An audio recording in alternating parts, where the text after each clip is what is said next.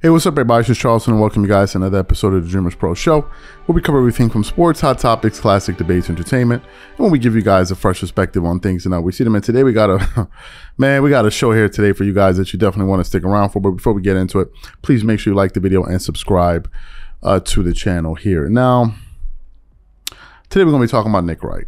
Right? What are my thoughts about Nick Wright? I think Nick Wright gives some of the most terrible sports takes, and I think the reason he says a lot of the things that he says is to get a reaction out of people. I don't think he believes the majority of the things that he said, but he has basically mastered the ability to troll with a straight face. Yeah, even with an angry face. Nick Wright can say something that is just so ridiculous, but he does it with a straight face, and therefore he's able to kind of get it over on people. And I've noticed that if you say something enough, if it's presented in the right way, if you have a suit, if you're on TV, after some time, you'll begin to gain a lot. You'll begin to start gaining some followers. And in the case of Nick Wright, that's exactly what has happened, because a lot of people out there subscribe to a lot of his views as it pertains to the NBA. Now, all of y'all know that Nick Wright occasionally creates these pyramids that have tiers, where at various levels he would rank players based on their productivity, impact, and a bunch of other things. So recently, he put out his tiers, okay, of where he ranks certain players in the NBA. And to me, I thought it was absolutely so ridiculous. But what we want to do is we want to quickly play Nick's reasoning. I want you guys to listen to his reasoning behind his pyramid, and then we're going to really come back and unpack this thing. Take a listen to what Nick Wright had to say here. Trae Young, because you think Trae's got similar issues as Kyrie. So we'll go to the next group, because I do have some issues with Trae. But Trae is the best player, has shown the team can make the playoffs. The team can maybe even win a couple playoff rounds if they get lucky. That was bottom. So this is now row 7, 6, and 5. The seventh row, what you are going to see here is guys who, if they are your second best player, your team is awesome.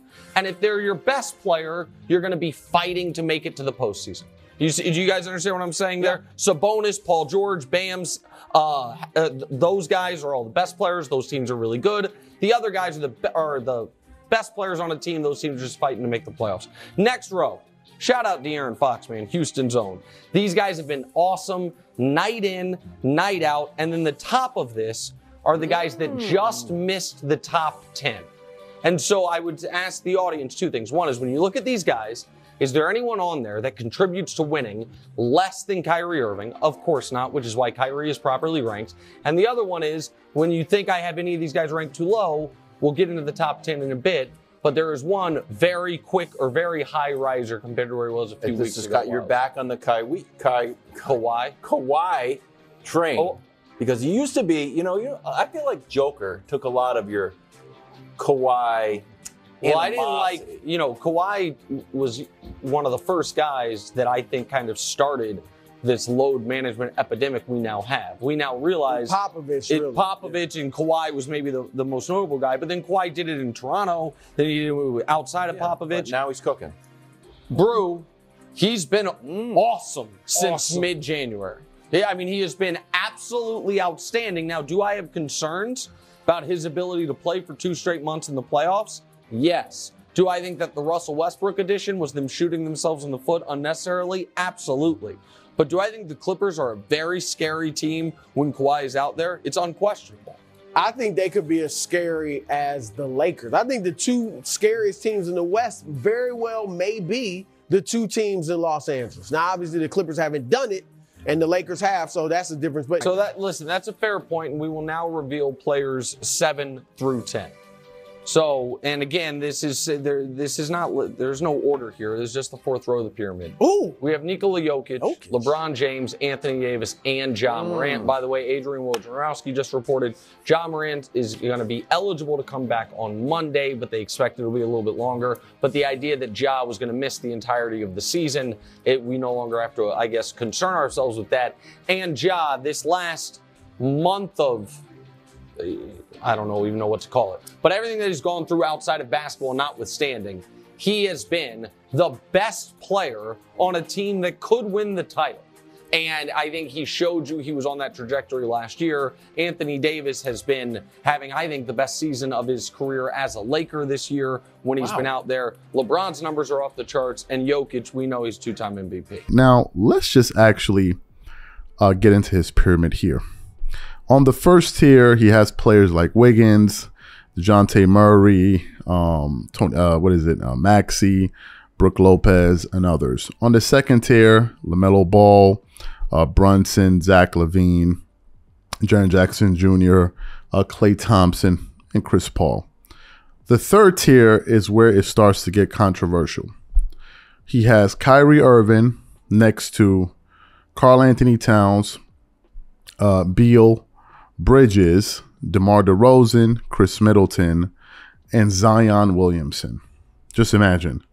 On the same tier, you have Kyrie Irving and Zion Williamson, who hasn't played basketball since God knows when.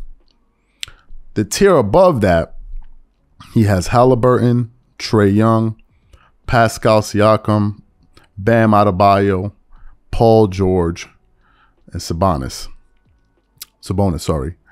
The tier above that one, he has Drew Holiday, James Harden, Jimmy Butler, Anthony Edwards, Jaylen Brown, and De'Aaron Fox.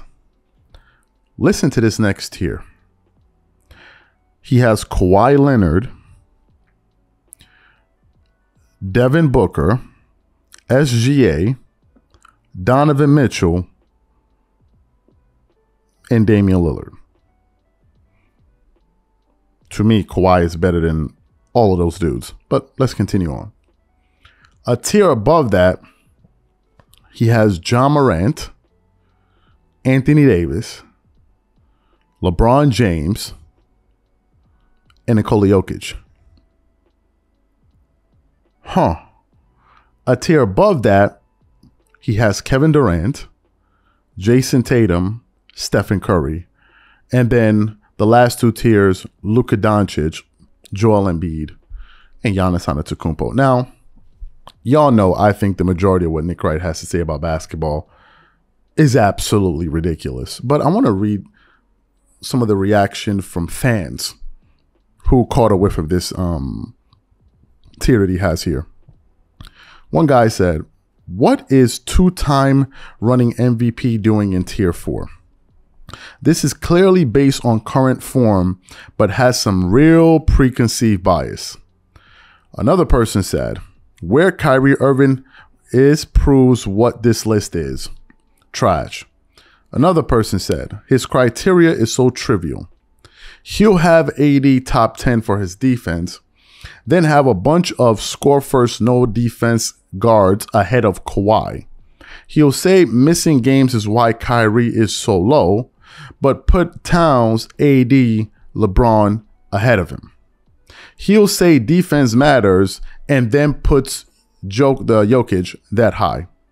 Another person said, "The hate for Jokic is real." Another person said, "This is so garbage on every level." Another person said, "We don't care about Nick." And then another person said, "Kawhi is top 5. He's for sure better than Devin Booker." This is what this is what fans are saying about what Nick Wright is saying. To me, I think you got to be trolling. You have to seriously be trolling if you have Devin Booker, SGA, Donovan Mitchell, Damian Lillard, Anthony Davis, LeBron James ahead of Kawhi Leonard. You got to be a serious troll. Nobody in their right mind would think, nobody in their right mind even believes that. Nobody in their right mind believes that. Kawhi came into this season averaging, I believe it was like 11 points in his first month of the NBA. As we currently speak, he's about 23.8 points per game, which means that you got to do a lot of scoring to get your average from like 17 to 24. He's shooting 51% from the field, 42% from the three-point line, This is Kawhi Leonard, who at one point in this season was shooting like 16% from three or something like that in a particular month. He's shooting 88% from the free throw line, 6 rebounds, 4 assists, only 1.6 turnovers a game, 1.4 steals, and his team is in the playoffs. His team is in the playoffs as the number 5 seed, if I'm not mistaken. So to me, I think Nick is doing this to just troll people, man. And I think he accomplishes it on a daily basis. You can't take this. You can't take any of this seriously. But that's Nick Wright for you. So what I want to know is, what do you think about his tier? What do you think about some of the things that I said? Whatever you guys think, leave your thoughts in the comment section, and we catch you on the next episode.